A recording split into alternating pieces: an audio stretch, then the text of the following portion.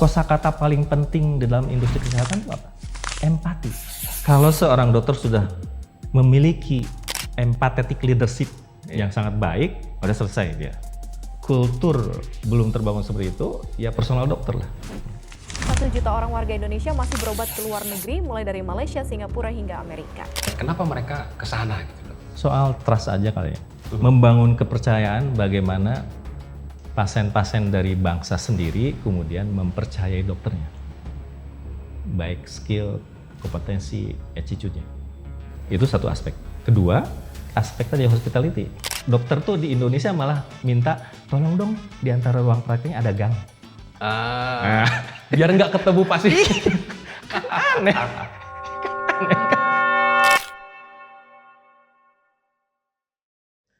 Bismillahirrahmanirrahim. Assalamualaikum warahmatullahi wabarakatuh. Sobat Inspira sekalian, hari ini tamunya luar biasa. Bukan saya kedatangan tamu, tapi saya berkunjung.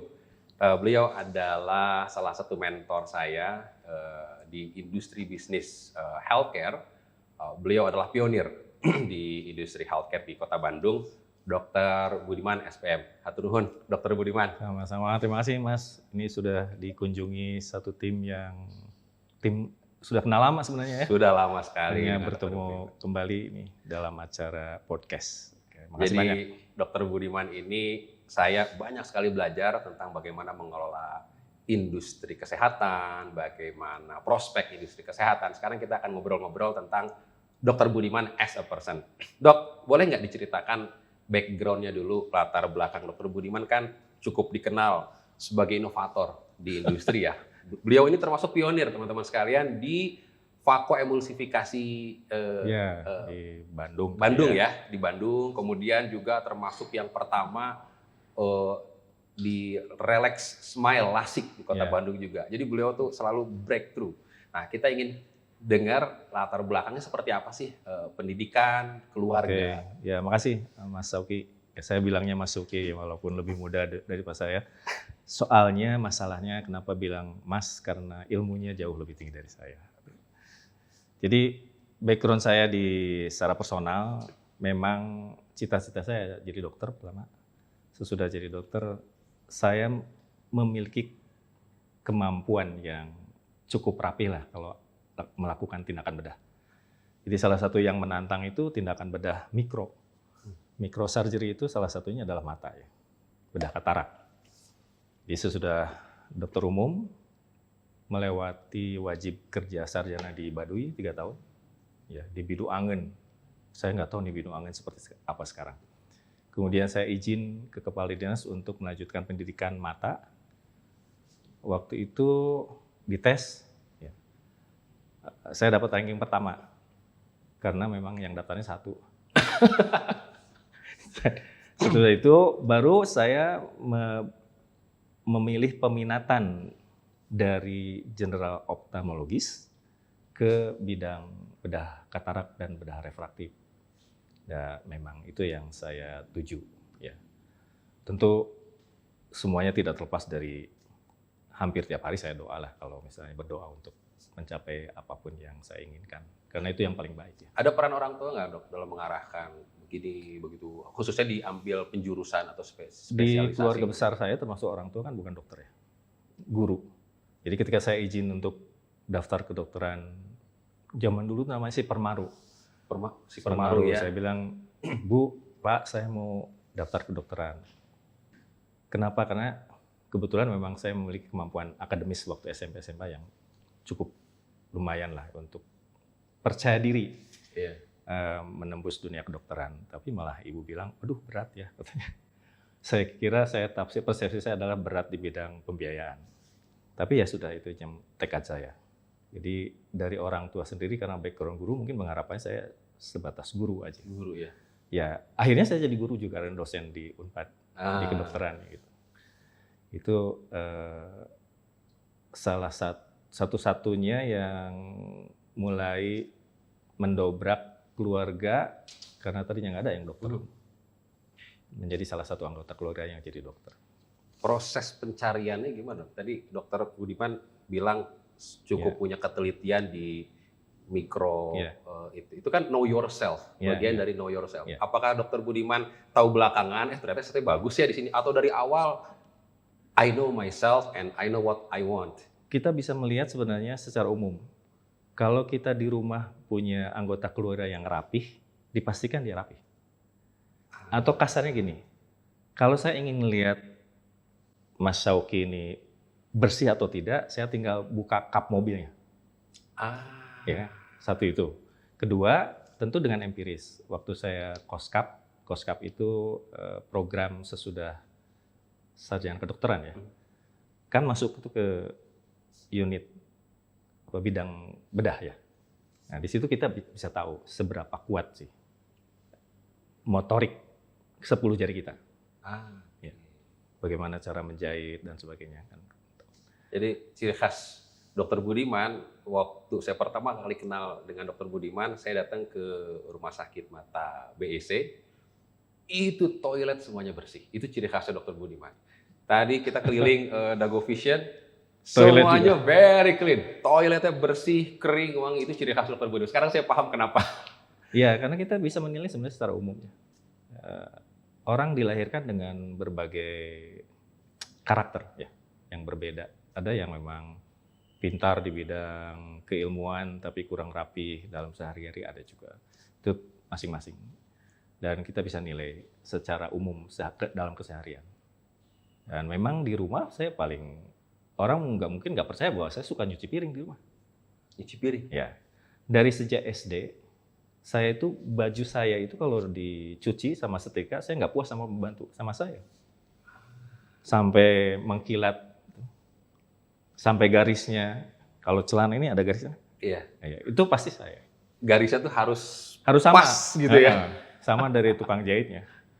Kalau sama pembantu, sampai sekarang. Kadang-kadang suka belok kan si garisnya Ya. tuh kalau beda yang nyetrika Betul. tuh ya, Dok ya. Kalau misalnya pembantu saya terus ngasih hasil setrikaan, terus ada yang belok, nah, saya ulang sendiri. Itu apa kebiasaan-kebiasaan Dokter Budiman dari muda yang menurut Dokter Budiman, I do things differently dari average people that shapes seorang Dokter Budiman menjadi sekarang? Oh, mungkin kemampuan untuk belajarnya tidak pernah berhenti saya. Jadi, dan saya memiliki kemampuan untuk mendengarkan dari siapapun dengan tutup telinga.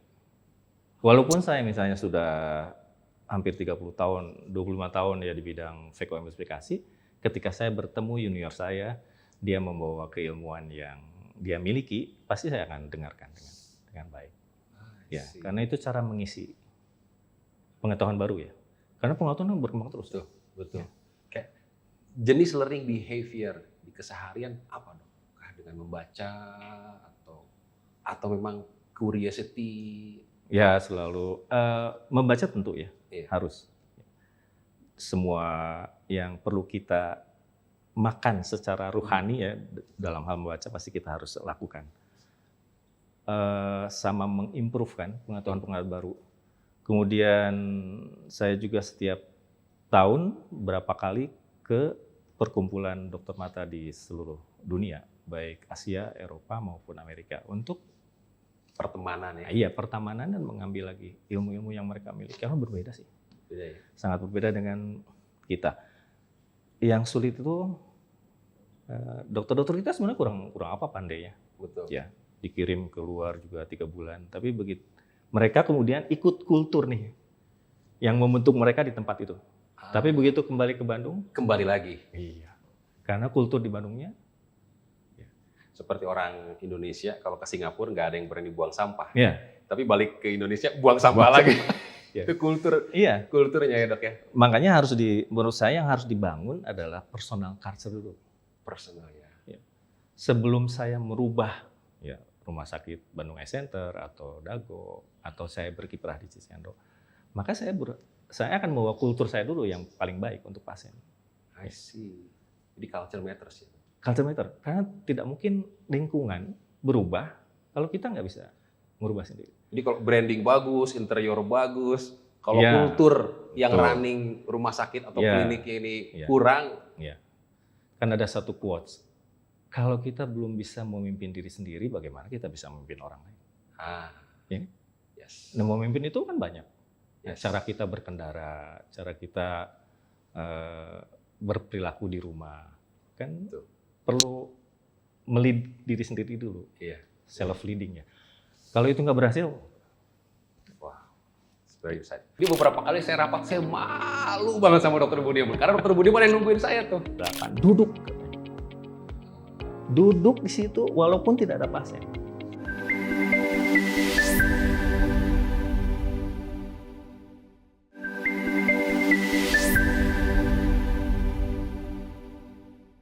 Dok, dari spesialis mata, dari dokter kemudian ambil spesialis mata Ya. karena tahu punya kemampuan di Ya. detail. Jadi pengusaha, itu gimana ceritanya jadi pengusaha, Dok? Dalam hidup ini sebenarnya tidak ada yang disebut kebetulan ya. Iya. Tapi kebetulan itu buat saya ada, ya berapa persen. Ya. Memang secara pribadi saya senang dari kecil senang dagang. Sebenarnya. Kebetulan di atasnya generasi sebelumnya dari ayah sama kakek juga pedagang sih, pedagang kelontong. Cuma untuk dalam tanda kutip berdagang di bidang kesehatan itu bukan dagang murni ya, bisnis murni karena itu ada aspek-aspek Social sosial. enterprise. Ya, nggak bisa ya. Gitu ya. Ya, sehingga kita harus membawa kultur bisnis dalam industri kesehatan agak unik sedikit. Ya, bagaimana bisa kita menolak pasien-pasien yang tidak mampu misalnya? Ada aspek pengabdian Ya, di situ. ada aspek pengabdian. Bagaimana tumbuh bisnis berdagang? Orang bilang bakat, tidak juga ya. Orang bisa belajar semua untuk berbisnis di bidang apapun termasuk kesehatan. Hanya kan ada aspek tadi yang sedikit kebetulan. Memang kok ngarahnya ke situ. Jadi di dalam dunia kedokteran itu ada 3. Pertama, kita mau jadi klinisi. Ya. Kedua, kalau kita bergerak di misalnya di rumah sakit pendidikan, apakah mau jadi pendidik, dosen? Dan ketiga, struktural. Ya, zaman dulu mungkin bisa di cover tuh semuanya. Saya jadi klinisi, jadi dosen juga, jadi struktural juga. Sekarang nggak bisa, sulit. Tentukan aja. Saya sering bilang sama teman-teman junior saya atau sama yang lain, tentukan Anda mau apa dari sekarang. Ya. Mau jadi klinisi, oke. Berarti di situ Anda harus mengembangkan kompetensi, skill. Kan cuma 3 ya. Skill, knowledge, attitude. 3-tiganya harus di puncak nih, di top of mind kita. Ya. Baru bisa berhasil. Nah, klinisi itu paling mungkin jadi businessman, entrepreneur. Ya. Karena tadi kan kita tiap hari ketemu pasien. Kalau ketemu pasien ada 2 aspek kan, aspek teknis medis, aspek hospitality. Aspek teknis medisnya tinggi nih, orangnya pinter, ya, dokternya keren, ya, pengetahuannya banyak. Tapi dia diem aja. Apa Bu? Oh iya mau operasi besok ya Bu? Udah operasi. Sudah itu operasi, ya Bu bagus. Atau ada komplikasi, ya gimana Bu ini kan ada komplikasi ya di luar. Dan nggak bisa kan seperti itu. Jadi itu aspek hospitality. Dalam beberapa tahun pertama kita akan ketemu tuh ya sebagai klinisi. Oh ternyata saya memang memiliki juga nih potensi yang bisa kita kembangkan untuk meramu praktek pribadi menjadi satu kultur layanan kesehatan yang terintegrasi. Itulah bisnisnya di bidang kesehatan. Ya. Dok, boleh sharing nggak peran seorang mentor? Kalau waktu saya awal-awal kenal dengan Dokter Budiman cukup banyak sharing peran almarhum Dokter Norman ya. Sekarang jadi nama rumah sakit TNI AU ya Dok ya? Rumah sakit ya. Seperti apa sih peran Dokter Norman sebagai mentor ke Dokter Budiman? Setiap orang, ya, setiap guru, setiap senior, termasuk Dokter Norman, pasti punya sesuatu yang bisa kita ambil. Makanya tadi seperti saya bilang, bertemu siapapun paling baik tuh diem untuk melihat apa potensi yang seseorang miliki di hadapan kita, untuk kemudian kita adopsi dan kita kembangkan.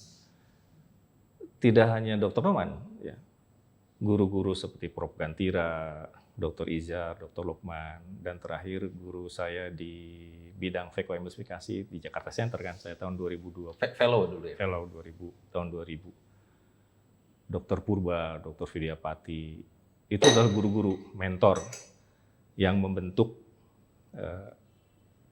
dalam bidang medis seperti saya sekarang. Ada kontribusi pasti. Contoh misalnya Dr. Ruman memberikan sikap ketegasan ya, dalam disiplin waktu. Jadi pertama kali saya misalnya praktek dengan dia, kalau saya menghilang nih, pelangnya kan jam 4 sore sampai jam 8. Kalau saya jam 5 datangnya atau pulangnya jam 7, dia manggil saya.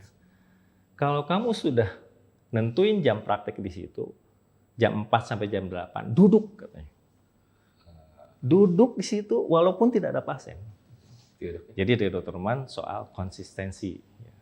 Kalau dari guru-guru yang lain soal bagaimana tadi teknis medis, menjadi seorang expert di bidang yang kita tekuni, kemudian bagaimana melayani pasien dan sebagainya. Jadi tiap guru memberikan kepada kita kultur pribadi yang berbeda, kemudian kita ambil semuanya, jadilah kita punya insight yang kaya. Iya. Tapi kalau belum apa-apa kita, saya udah pernah ngelakuin itu, ngapain juga, ini sama aja. Gitu. Pernah juga saya mendapatkan seperti itu, misalnya dari, ini udah pernah kok ditayangin gitu. Ya, nggak dapet. Jadi salah satu kesan yang saya paling berkesan dengan Dr. Budiman itu yang tadi, yang pertama bersih, rapi, dan punya taste. Jadi you can tell kalau masuk ke ruangannya Dr. Budiman, nggak harus ada tulisan ini ruangan Dr. Budiman, ini ruangan Dr. Budiman. Itu satu. Yang kedua, nah ini yang saya tadi sebelum berangkat, saya buru-buru dok habis sholat zuhur. Terus teman-teman saya santai aja, saya bilang, kalian nggak tahu Dr. Budiman, saya sampaikan. Saya sama Dr. Budiman itu rapat jam 1 Dr. Budiman sudah ada. Jadi beberapa kali saya rapat, saya malu banget sama Dr. Budiman. Karena Dr. Budiman yang nungguin saya tuh, teman-teman sekalian. Jadi itu saya belajar betul kedisiplinan dari Dr. Budiman. Ya. Ternyata juga peran-peran mentor penting ya. Sangat penting. Diri kita ya dok. Jadi kalau kita lihat nanti ada pasien operasi di depan kamar operasi itu ada sepatu, sendal. Itu baris itu. Saya yang barisin. Terus Dr. Budiman barisin? Untuk mencontoh yang lain. Saya balikin juga arahnya. Kan kalau tadinya ke arah pintu, dia balikin ke arah sana. Ya gimana, kita kan pasien kan sudah bayar ya. Iya. Ingin mendapatkan layanan tidak hanya secara teknis medis, tapi dia ingin melihat ada perbedaan yang sangat signifikan jika dia datang ke sini dengan tempat lain. Dan dia jadi word of mouth kan? Betul. Dia akan cerita. Nah ini nanti cerita tentang branding. Ya. Kalau saya membangun branding itu dengan reputasi tadi, dengan kompetensi, attitude, knowledge, skill. Tiga-tiganya harus dikembangkan betul. Dulu tidak ada Instagram, media sosial. Hanya dengan cara membranding secara personal, kualitas pelayanan kita, maka pasien ya yang menjadi Instagramnya. Dia cerita, satu pasien diharapkan cerita ke 10 yang lain, tetangga dan sebagainya. Nah, kalau sekarang memang mau tidak mau kita masuk ke situ. Tapi hati-hati karena media sosial memiliki seperti pisau bermata dua ya. Ya. Kita meneriakan nomor 1 di Bandung, tapi begitu pasien datang ke sini, kita ternyata nomor 6. Mereka pelayanannya ya, maksudnya pelayanannya. Iya. Mereka ngomong jelek akhirnya ya, dok ya. Oke. Jadi media sosial sangat luar biasa, tapi ada aspek lain yang harus kita hati-hati. Jadi kita harus jujur menyampaikan di media sosial kemampuan kita seperti apa. Jadi brand itu sebetulnya penampakan dari kualitas individu-individu yang ada di dalamnya. Sebenarnya. Kultur, kualitas pemimpin. Nah, betul. Nah, makanya zaman dulu saya tertarik zaman dulu. Dokter-dokter tuh ada yang legend. Iya. Ya, baik dokter anak, dokter mata. Dulu terkenal lah dokter Prof. Gantira, Prof. Sugana gitu. Karena mereka praktek di tempat praktek sore. Ya. Berbaktinya di rumah sakit pemerintah. Kalau sekarang terbalik kan. Semua dokter ada di rumah sakit pemerintah untuk mendapatkan jasa medik. Prakteknya nggak terlalu di. Yang ini yang menjadikan kita sulit sekarang. Mungkin termasuk Edelweiss juga sulit untuk mendapatkan satu dokter yang memang hari pertama duduk dia sudah punya pasien 10. Karena dokter-dokter sekarang berbeda kulturnya dengan yang lama. Mereka tiba-tiba direkrut oleh kita baru lulus kan, belum punya pasien. Betul. Kalau kami dulu kan WKS, wajib kerja sarjana ke berbagai daerah sehingga dikenal di daerah tertentu, apalagi kalau di Bandung. Begitu lagi spesialis, saya praktek juga. Ya. Kalau sekarang nggak praktek kan.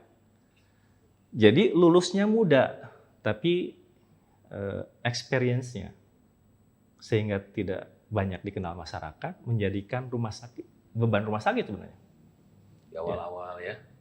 Terus mereka teriak kan, gimana kok saya nggak ada pasiennya, masa rumah sakit diem aja gitu. Kalau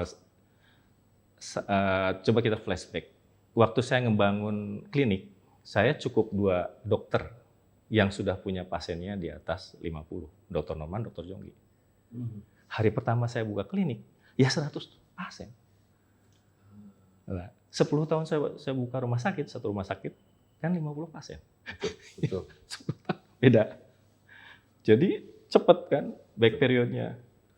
Zaman sekarang buka klinik lama karena saya juga membawa dokter-dokter yang muda yang belum begitu dikenal. Dikenalnya hanya di rumah sakit aja. Jadi dikenal setelah bergabung dengan rumah sakit ya dok ya? Harus saya kenalkan. Makanya kalau lihat, ya mau tidak mau saya bermain media sosial juga. Coba lihat di media sosialnya Dago Vision Care. Nggak ada tuh, hanya 1 foto saya di antara ratusan foto yang saya posting. Saya postingnya mereka.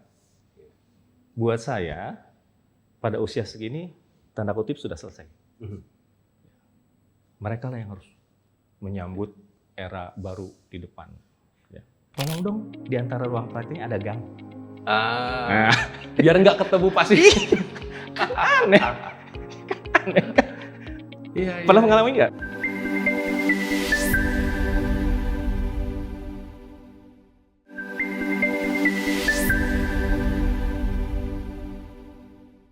Dok, ngobrolin tentang industri kesehatan.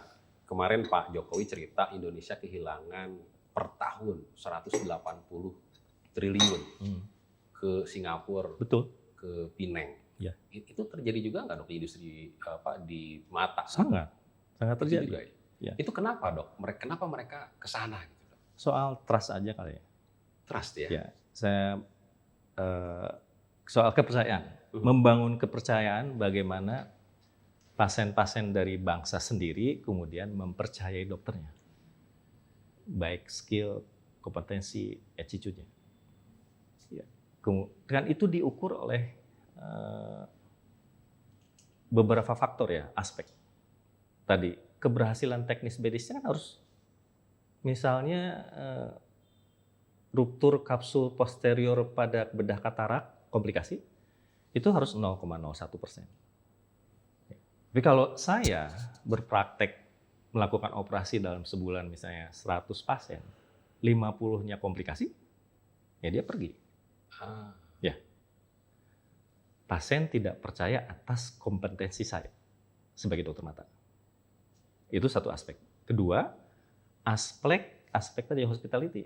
Hospitality ya? Ya, saya pandai, saya misalnya tangannya bagus, operasinya baik, tapi jarang ngomong. Dia akan apa ya istilahnya trial ke dokter lain yang bisa diajak bicara. Karena teknologi kan selalu berkembang. Contoh lensa intraokuler yang kita pasang sudah pada saat operasi katarak kan sudah sangat berkembang. Yang satu hanya mengetahui tentang lensa satu jenis, sementara dokter yang lain dia bisa menerangkan lensa 5 jenis sehingga pasien diberikan kesempatan untuk memutuskan dirinya sendiri mana yang paling baik untuk dirinya. Nggak pasrah gitu aja ya dok? Ya, nah itu yang terjadi. Kemudian hospital itu juga berkembang. Dulu saya pernah mau mengajak istri saya untuk berobat di Singapura misalnya, contohnya. Ternyata kita daftar tuh di bawah Cikapayang, ada agennya, seorang dokter umum.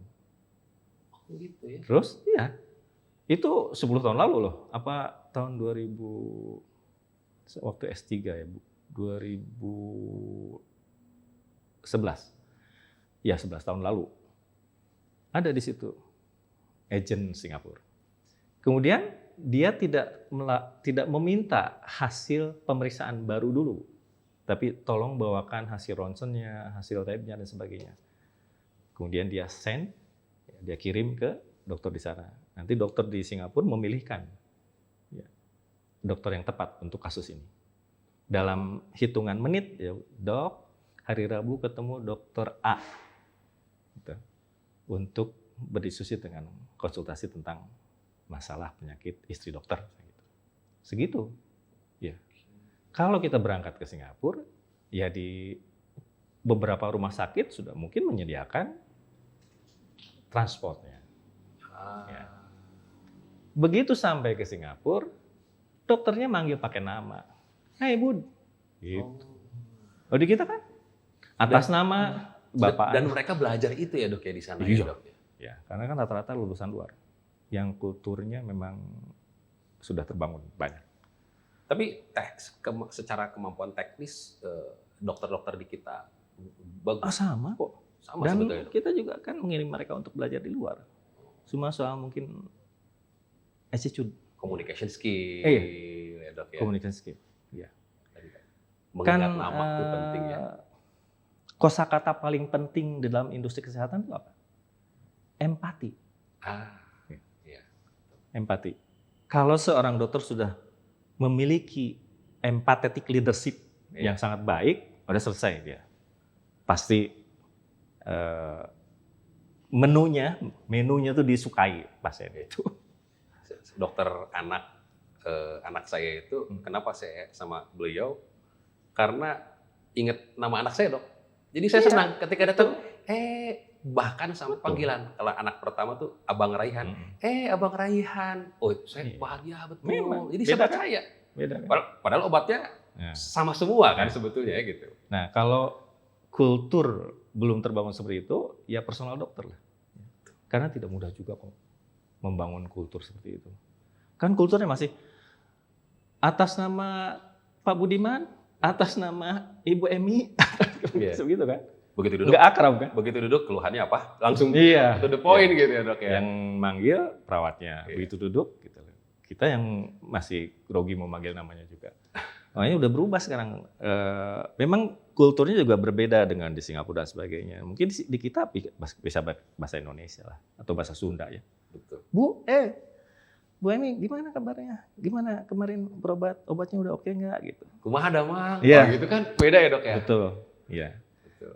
Yang lucu ya, kalau saya mau praktek nih, pasien sudah banyak misalnya. Malah kita tidak pede lewat di depan pasien yang sudah banyak. Kenapa nego misalnya? Ibu, Bapak, selamat pagi ya. Apa kabar nih semuanya? Sebentar ya, saya mulai lagi gitu. Itu saya bangun juga. Tapi coba, dokter tuh di Indonesia malah minta, tolong dong di antara ruang prakteknya ada gang. Biar nggak ketemu pasien. Aneh. Iya. Pernah mengalami nggak? Iya. Iya. Coba kita berat secara jujur ya sama kita. Dokter itu. Jadi bukan 1 2 loh. Kita nungguin perasaan tadi ada, ternyata 2 jam nggak keluar, udah nggak ada dokter. Iya. Gitu ya, dok. Iya. Jadi dengan dibikin gang hantu supaya dokter itu tidak ketemu, jadi malah aneh. Tiba-tiba dokternya udah ada, perawatnya nggak siap. Begitu perawat masuk, si dokternya marah. Loh kok kamu nggak bilang-bilang saya udah ada di sini gitu kan. Gitu. Pasiennya udah nunggu. Jadi malah komunikasi nggak bagus. Coba lewat di depan pasien. Pasiennya disapa itu luar biasa. Ya. Sesuatu yang sangat kecil, tapi maknanya luar biasa kan. Kalau kata orang tuh, the devil is in the detail katanya. Iya. Itu Betul. justru hal-hal yang detail ini yang menentukan ya. Karena peran kunci layanan itu siapa? Dokter sama perawat kan? Betul. Ya. Mereka yang berhadapan langsung. Iya. Kalau dokter sama perawatnya tidak memiliki skill komunikasi yang sangat baik, ya sulit. Ya. Jadi jangan salahin, misalnya ada dokter bilang, aduh saya kok sedikit operasinya, pasien saya sedikit. Ya coba ditanya dulu. Ya. 2 aspek itu dipenuhi nggak oleh kita? Sekali lagi aspek teknis medis, kita sudah jago nggak gitu lah ya. Kedua aspek layanan, ya hospitality. Makanya sebenarnya jangan disebut rumah sakit di Indonesia ini. Hospital mungkin lebih cocok ya. Iya. Rumah sakit itu menggambarkan rumahnya memang sakit. Layanannya sakit. Itulah yang menyebabkan. Kan bahasa Inggrisnya nggak sick house ya dok ya? Iya kan? Rumah sakit kan hospital. Hospital. Iya. Ya itu yang harus dirubah kayaknya. Betul, betul. Sebenarnya menggambarkan perubahan paradigma layanan akhirnya kan. Betul. Dok, masa depan healthcare di Indonesia seperti apa sih dengan sekarang kan populasi Jawa Barat aja 50 juta, udah kayak populasi Korea Selatan Iya. sendiri. Australia aja cuman 25 juta, Malaysia cuman 32 juta. Ini Jawa Barat saja 50 juta. Hampir 50 ya? Ya. Ya, 50 juta. Demografisnya muda, tapi bagaimana sih kira-kira industri kesehatan? Saya kira industri kesehatan masih banyak peluang ya. Iya. Sangat banyak. Makanya kenapa kemudian investor asing juga banyak masuk ingin membangun berkontribusi dalam layanan kesehatan di Indonesia. Apalagi Jawa Barat dengan hampir 50 penduduk. Tapi pertanyaan tadi balik lagi.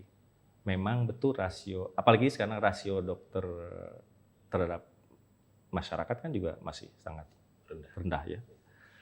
Peluangnya menurut saya masih banyak, sangat banyak. Cuma mungkin dalam era sekarang yang berubah ketika 20 tahun dibanding 25 tahun lalu ketika saya mulai bisnis klinik di Jalan Sumatera, memang paradigmanya sudah berubah nih. Kalau dulu mungkin kita compete dengan siapapun, kompetisi. Mungkin sekarang agak bergeser, harusnya berkolaborasi. Contohnya apa? LASIK. LASIK ini kan layanan kesehatan mata yang sangat mahal. Kemudian investasinya juga sangat luar biasa. Sekarang harga LASIK yang paling bagus kan 22M. Ya. Kalau mahal ya dok? Mahal. Dan jangan pernah membangun layanan LASIK ketika keuangannya sudah established. Karena dia akan Mengambil. Iya. Omset itu sangat banyak, mengambil omset yang sangat banyak. Jadi LASIK itu biasanya dibangun sesudah 5 tahun, sesudah ada layanan kesehatan yang kita bikin. Bayangin 22M. Berarti sebulan kita harus memiliki, sehari harus memiliki pasien berapa? 30, 60 mata kalau 2. Nah, demand masyarakat Jawa Barat dibilang LASIK kan juga nggak tinggi. Pasien LASIK itu datang pada saat ada rekrutmen tentara, ya kan? IPDN, STBDN, polisi, pilot, itu aja. Belum jadi demand yang tinggi. Dia masih menjadi kebutuhan insidental ketika memerlukan penglihatannya tanpa minus. Nah, bisa dibayangkan kalau di Bandung ada misalnya 5 center LASIK, ya sudah. Kompetisinya. Iya, makanya menurut saya sih kolaborasi kalau LASIK. Kolaborasi gini misalnya, oke, di satu rumah sakit LASIKnya sudah mulai out of date lah.